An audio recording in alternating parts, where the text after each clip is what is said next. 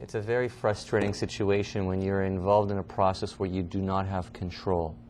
And a lot of people end up leaving relationships and marriages because they really lacked the control.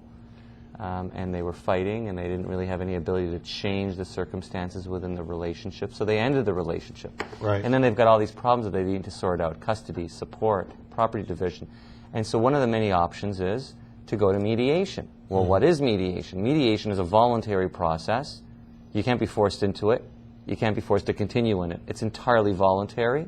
And if it's successful, that means the mediator is able to work with the two sides and bring them to a mutual common ground, common place where they can resolve their differences.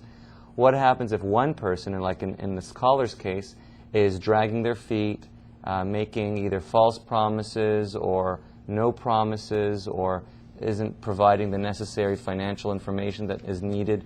In a situation like that, the person who is being frustrated by this process, in our case the scholar, they have to say to themselves, you know what, I'm not going to stand for this. I'm not going to continue in this process. I'm not going to spend money and invest my own valuable time in a process that isn't actually helping me.